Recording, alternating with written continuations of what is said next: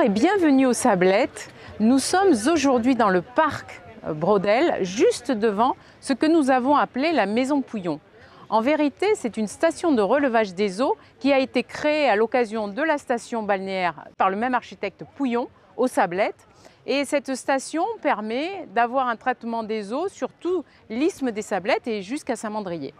Comme nous étions à la recherche de lieux d'exposition extrêmement bien placés pour faire revivre la culture à la Seine-sur-Mer, nous avons décidé de transférer les activités qui étaient dans cette petite station qui ne fonctionnait plus comme une station de relevage d'eau, mais qui était un local technique pour la métropole. Nous avons fait une opération tiroir où les activités qui étaient là, techniques, ont été basculées à l'ancien EAJ, qui a gardé son studio d'enregistrement, qui va avoir toutes les activités sportives et qui a aussi aujourd'hui l'atelier pour le maintien et l'administration du parc. Cet espace, la Maison Pouillon, va devenir un lieu d'exposition qui va être ouvert à tous les artistes le souhaitant, bénéficiant d'un environnement magnifique qui est le parc, de tous ces abords qui étaient aujourd'hui très dégradés et surtout de toute l'affluence qui est liée à la plage.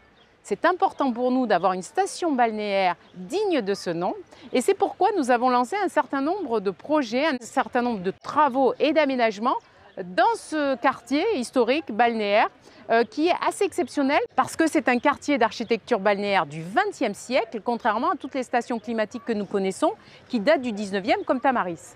Donc c'est tout l'avènement des congés payés, de toute l'après-guerre joyeuse que nous avons connue aux Sablettes avec des groupes de musique, avec une animation, des bowling, toutes les vedettes qui venaient là. Donc nous avons l'ambition d'en refaire un lieu où il faut venir en vacances et notamment pour les locaux de venir profiter de la douceur de vivre. Et c'est pourquoi que nous avons fait un certain nombre de travaux. Donc pour en citer quelques-uns, nous venons de refaire les trottoirs dans le cœur du village, sur une grande partie des trottoirs. Ça a été fait en régie, c'est quand j'ai découvert que l'antenne métropolitaine était en capacité de faire ça, qu'ils ont fait ça extrêmement bien, donc je les félicite. Et ça suit les aménagements de la place Lalo et la place Lursa qui ont été totalement refaites.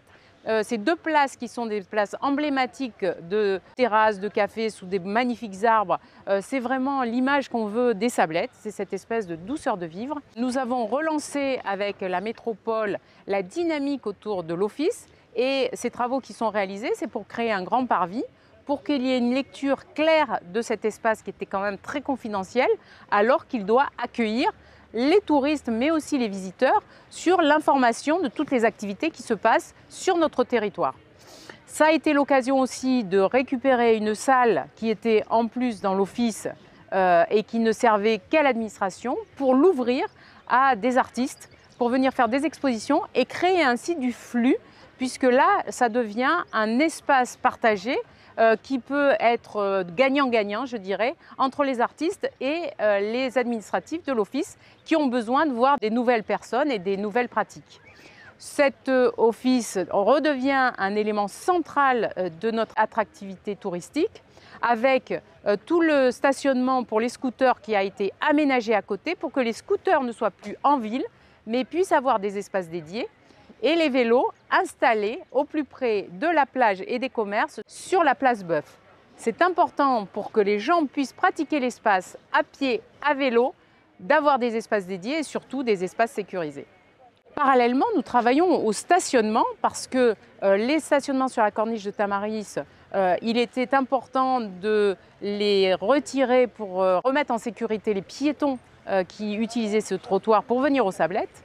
Nous avons profité d'un terrain que nous avions à côté de l'Institut de biologie marine pour créer un nouveau parking que nous avons appelé le parking de la plage où les vacanciers pourront venir stationner et venir à pied par la corniche. Nous avons replanté avenue Berlioz, avenue Verlac et partout où nous avons pu replanter dans des fosses qui existaient ou des créations comme sur Mattei. Et ça nous donne l'occasion de réimplanter des espèces qui redonnent un écrin de verdure et une qualité d'ambiance. Nous avons mis des jardinières avec des potelets pour que les usages courants puissent être dédiés surtout aux familles et aux gens qui marchent. Parce que si nous avons des programmes sur le vélo, il est important aussi de préserver les trottoirs, de donner des espaces à marcher de qualité. Donc cette opération démarre maintenant et elle fait le pendant à la zone de 3 heures sur le parking central pour que les gens puissent profiter de ce parking, pour les commerçants le temps de faire les courses, mais aussi pour les restaurateurs le soir et surtout pour les vacanciers s'ils le souhaitent en changeant le disque toutes les 3 heures, ce qui est quand même une amplitude horaire importante.